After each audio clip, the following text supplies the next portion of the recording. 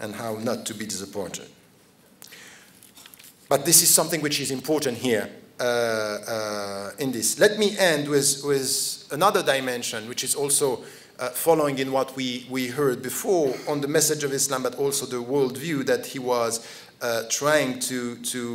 he was understanding Islam as being a universal message and having this worldview and trying to translate this.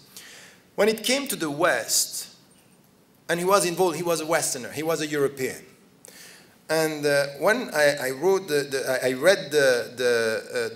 Road to Mecca, there is something which is, at the beginning of the book, he's saying something which is quite interesting about the relationship between the West and Islam, as an Islamic civilization.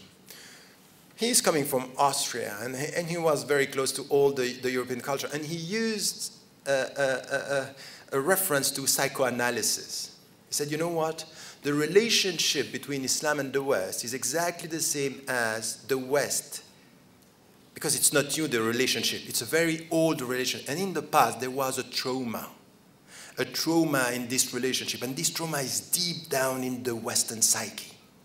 And now the West, when they deal with Islam, it's like psychoanalysis. This trauma is everywhere. It's deeply rooted in the Western conscience. And I think now, when he was saying we are very close, this was during the 50s and the 40s, now we are there. And I can tell you something, as a Western Muslim, as a European Muslim, I feel the trauma everywhere, every day.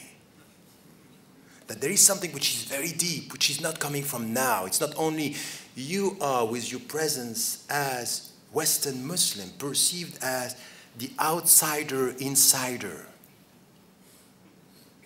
The outsider is within, the foreigner among us, the stranger being us. And this is something that he was saying. He was, and you know, I don't know if you have watched the movie. At one point in the movie, he said, they don't even realize that they are full of prejudices. It's so deeply rooted. And this is something which is very true, that it's deep. And by the way, in the Muslim mind and the Muslim psyche, we have also this trauma. The way we deal with the West, the dominant, and they are, and you know, this paranoia attitude that we may have. It doesn't mean that you know, we don't have to challenge the dominant power, but we have to be very cautious the way we nurture this in our mind. And this is what he was saying. And in fact, in this relationship, he was saying that these prejudices, this perception has to do with not only minds and thoughts, it has to do with psychology. This is what he is saying. It has to do with psychology. And I think that we are discovering in our Western experience as Muslims now, that it has to do with psychology. That you can learn the law, that you can learn the thoughts, you can come with a critical thinking. When you use the critical thinking, there's something in the psyche saying, oh, you use that means because you have an other agenda. So the psychology is that you may speak with your reason, it's not heard with reason. This is what psychoanalysts are saying. They are saying sometimes we speak with your mind and it's heard with something else, coming from somewhere. And you have to respect this, but you have to know it. And in Muhammad Asad's work, there's something which is deep on that. And this is why he was focusing on terminology, translation, understanding the mindset. You are not talking to people who are like you. They are coming from a specific history. Terminology matters, the history, because the words are having the substance of their own history. Be careful. Don't, you know, if you come with people who are understanding secularism, are freeing your mind, and you say, you know, Islam is about submission. Submission in English is submit without mind.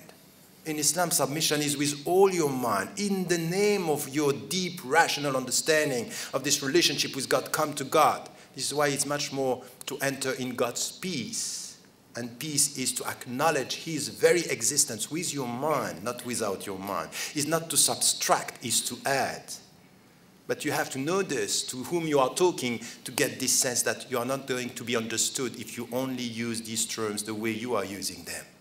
Because it makes sense for you, it doesn't make sense for the people who are listening to you. So translation, so this is something which was important.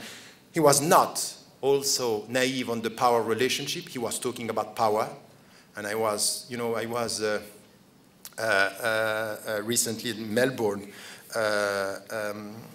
we had the World Parliament of Religion, and Dr. Chandra Muzaffar was with us, and he was focusing on this power. Don't forget the power relationship. It has to do with power. It's not only about love and hatred and prejudices. It has to do with domination and power. And he is talking about this. He knows what it has to do with colonization, freeing yourself, and it has to do, so ethics with power, it's important, but not to be naive because you have ethics, not to talk about power. So this is sometimes the spiritual attitude of some of our brothers and sisters, say, let us speak about ethics, it's all fine. And we forget that we are also talking about power. For us in the West, it's quite clear. Some of the people are ready to share culture, they don't want to share power. This is why it's just, the world is so amazed by an African American is now the President of the United States of America. He took some of the power. So it's as if we are all together. And when it comes to the relationship with Islam, this is something which is important, that it has to do with this. And then it also has to do to what he was saying. Islam as a religion with a worldview has to contribute, and Muslims should contribute. And contributing for him was about ethics, what about values, what about the centrality of Tawheed. It's everywhere. So if there is one consistency in his whole message is Tawheed.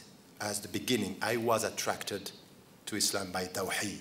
And at the end, if there is a contribution for Muslims today, is in the name of Tawheed to contribute with ethics, to contribute in this dialogue with the West, is to go beyond the trauma, the historical trauma, which is so important in our relationship. We are very close, but if between you and you there is a trauma, you're not going to be at peace with your own self. You know this. Between you and you, if there is a trauma, no peaceful reality, no salamat in-nafs.